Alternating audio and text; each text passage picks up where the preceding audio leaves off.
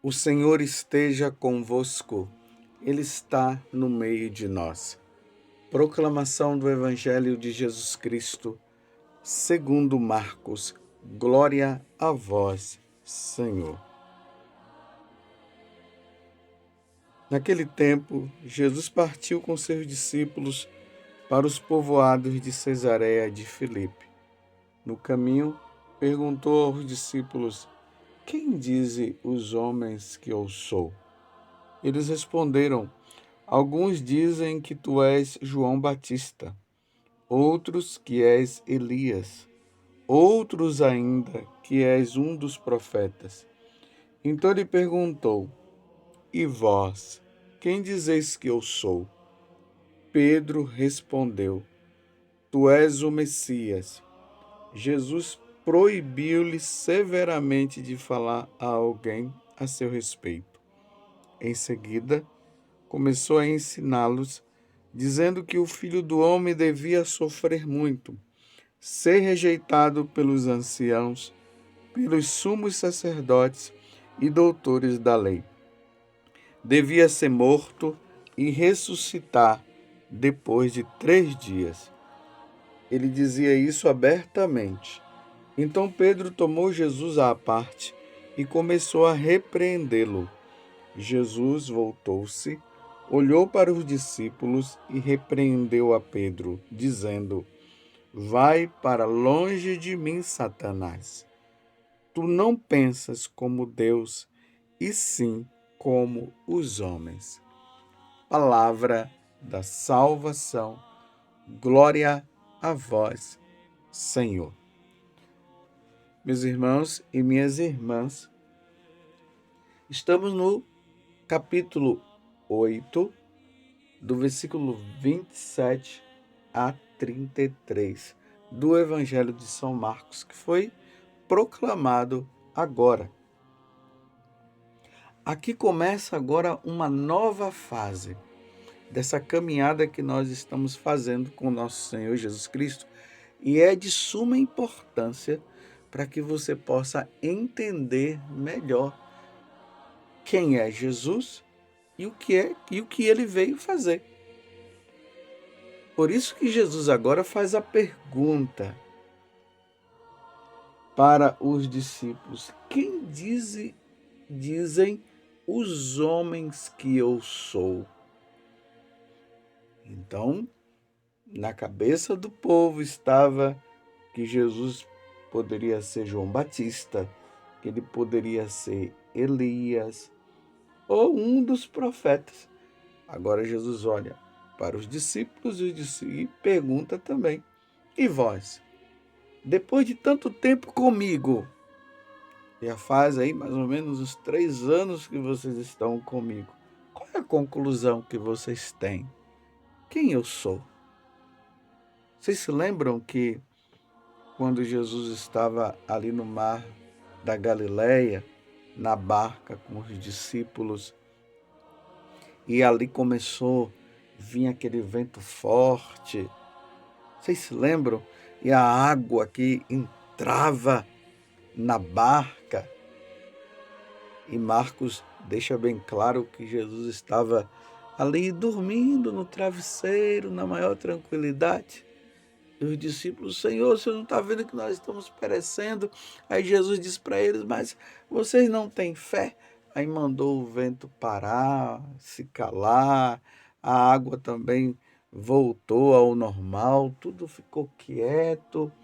E aí os discípulos fizeram aquela pergunta: Mas quem é esse que até o vento e o mar param e se calam? Vocês se lembram? Então, eles estavam no processo de conhecimento de quem era nosso Senhor. Agora Jesus exige, perguntando, uma resposta. Eles precisavam dar uma resposta. Jesus precisava ver também qual era o nível de conhecimento que eles tinham dele agora, depois dessa caminhada toda. E aí Pedro fala que ele é o Messias. Tu és o Messias? Aí Jesus proíbe ele de continuar falando. Os outros evangelistas falam que Jesus falou ainda para Pedro que o que ele tinha revelado, o que ele tinha, na verdade, ele tinha falado, não vinha dele próprio, era do Pai, o Pai que tinha dado esse conhecimento para ele. Então, nós estamos num nível agora, num marco divisor.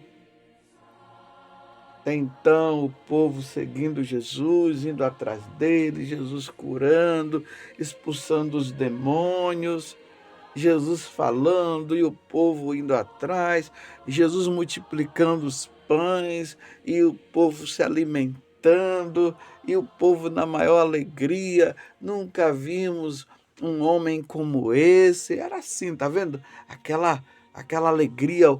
Jesus está resolvendo todos os problemas materiais de cada um, dando alimento e tudo mais. Agora, Jesus vai aprofundar. E ele, aprofundando, ele vai dizer agora a missão dele. Ainda em parte, ele começa a dizer que ele vai sofrer. Se lembram também quando ele curou aquele homem de mão seca, que os herodianos, junto ali com os fariseus, já tomaram a firme decisão de matá-lo? A pressão começa a vir a pressão. O povo atrás dele, se maravilhando com as obras de cura, libertação, tudo, exorcismo. As autoridades religiosas querendo encontrar uma forma de matá-lo, e agora Jesus vai esclarecer. Depois que Pedro professa, e mesmo assim, eu repito, não foi uma inspiração assim, não foi um conhecimento de Pedro que foi observando e agora ele diz: tu és o Messias. E mesmo assim, o Messias, na concepção de Pedro, e ali que ele falou em nome dos apóstolos, ainda era aquele Messias que veio glorioso, né, para dar de comer para o povo, para tirar o povo da opressão dos romanos. Ele fala sem compreender, por isso que Jesus fala no Evangelho de São Mateus e nos outros evangelistas. Pedro, filho de Jonas, o que você fala agora foi uma revelação do Pai, foi o Pai que te falou. E aí quando Jesus continua dizendo: o Filho do Homem devia sofrer muito, ser rejeitado pelos anciãos, pelos sumos sacerdotes e doutores da lei. Devia ser morto e ressuscitar depois de 3 dias. Pedro, ainda sem compreender, chama Jesus à parte e começa a repreender Jesus. Mas como? Como pode isso? Não, nós não aceitamos uma coisa dessa. Não, tu és o Messias, tu és o nosso Salvador. Não, não é bem assim. Aí Jesus repreende-o dizendo: vai para longe de mim, Satanás. É preciso compreender aqui que não é que Pedro estava possuído pelo demônio. É que a ideia de Pedro, a forma como Pedro se referiu a Jesus, tentando protegê-lo, tentando fazer com que aquilo que Jesus estava falando não deveria acontecer coisa nenhuma, Jesus disse: vai para longe de mim, Satanás, tu não pensas como Deus e sim como os homens. Ou seja, os homens, eles não querem um Deus que morre, um Deus que dá a vida na cruz. Eles querem um Deus até que os livre disso. E não aconteça isso também com ele. Por isso que os ateus, aqueles que não acreditam na divindade de Jesus Cristo, começam até a dizer que como é que vocês seguem um homem que diz ser Deus, mas que morre na cruz? Ele é um fracassado. O que morre na cruz é um fracassado. É a concepção humana. Só que é preciso entender, meus irmãos, que quando nosso Senhor veio, ele veio justamente para isso. Ele veio para ser oferecido em sacrifício pela salvação de todos. Nós temos visto aí no livro do Gênesis essa fatalidade de Eva e Adão que não deram ouvido para Deus. E aí a serpente foi lá e enganou. O pecado entrou no mundo, a morte também. Eles desobedeceram, não foram fiéis a nosso Senhor. E aí eles foram expulsos do paraíso. E Deus promete a salvação que viria até por uma mulher, porém inimizade entre ti e a mulher. E essa mulher, Nossa Senhora, que iria receber no seu ventre o Salvador, a segunda pessoa da Santíssima Trindade, que precisava ter um corpo humano, uma natureza humana, porque ele é divino e Deus não morre, para se oferecer em sacrifício pela nossa salvação. Esse deve ser o conhecimento necessário que nós devemos ter em relação a nosso Senhor Jesus Cristo. Ele é aquele que veio para oferecer em sacrifício. Você vê que nós estamos lembrando aqui de Noé e tudo. Você viu que quando aconteceu o dilúvio, aí Noé foi lá, ofereceu um sacrifício de animais. Esse sacrifício de animais, ele não tinha ainda o seu fim necessário.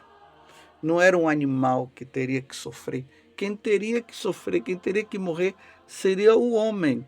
Mas como o homem também não tinha o poder de redimir o pecado da humanidade, era preciso que esse homem fosse Deus. Então agora Jesus começa a dizer para os discípulos a sua missão. Eu vou passar por tudo isso, mas ao terceiro dia ressuscitarei. Ele oferece-se em sacrifício pela nossa redenção.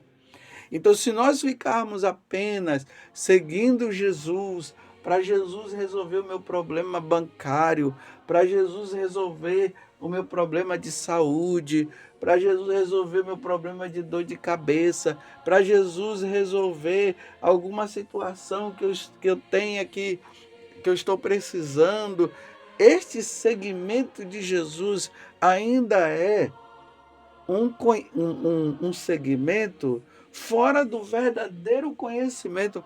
Nós precisamos ir atrás de Jesus porque Ele é Deus que nos salva.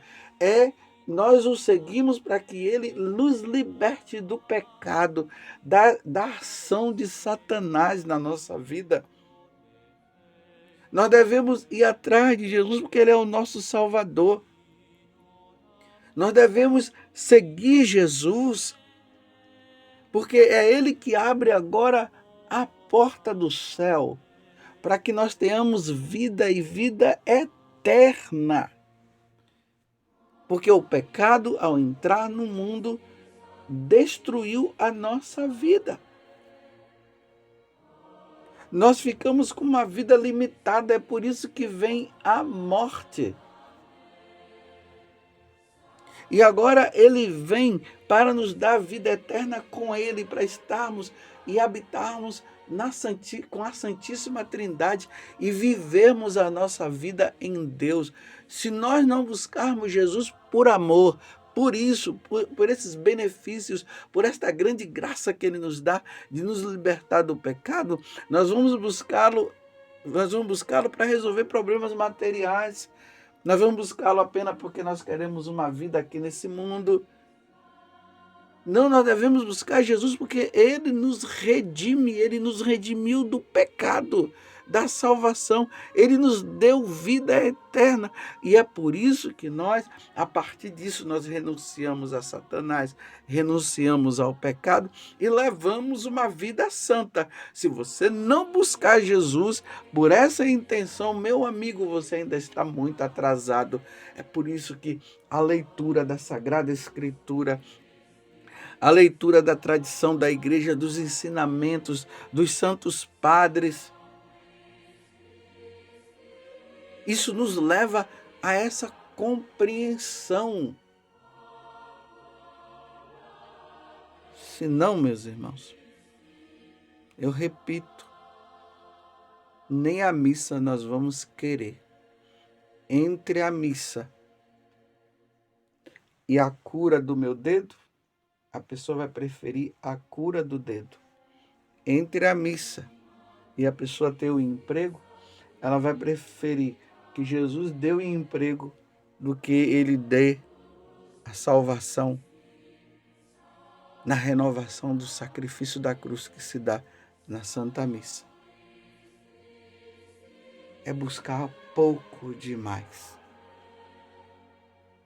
Por isso que tem muita gente que prefere que Deus resolva o problema material do que o grande problema, que é a remissão dos pecados, para nós termos a salvação eterna. Você está compreendendo?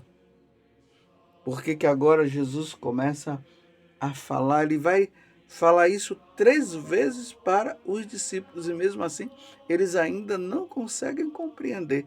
Essa é a primeira vez que ele fala. Em seguida, começou a ensiná-los dizendo que o Filho do Homem devia sofrer muito, ser rejeitado pelos anciãos, pelos sumos sacerdotes e doutores da lei, e devia ser morto e ressuscitar depois de 3 dias. Como as pessoas não querem o crucificado, porque aparentemente o crucificado demonstra derrota, aí Pedro vai lá e diz, não, isso não. Só que é na cruz que acontece a redenção nossa. Vitória, tu reinarás. Ó cruz, tu nos salvarás. Ali está a vitória. É necessário que o Filho do Homem passe por tudo isso para nos redimir e nos salvar, para que nós possamos habitar no céu. E aí teremos que dar a nossa resposta. Sim, Senhor. Diante da tua paixão e morte e ressurreição, eu renuncio agora ao pecado, eu renuncio à idolatria, eu renuncio ao diabo e quero tê-lo como o meu único Deus e Senhor. É assim que nós vamos caminhar. Mas a rejeição de Pedro é a rejeição de muitos. Ninguém quer um Deus que morre na cruz. Mas nós queremos. Nós queremos estar aos pés da cruz com a Virgem Maria, com São João, olhando, nos abandonando e nos oferecendo e vendo ele dizer ao Pai, Pai, em tuas mãos eu entrego o meu espírito.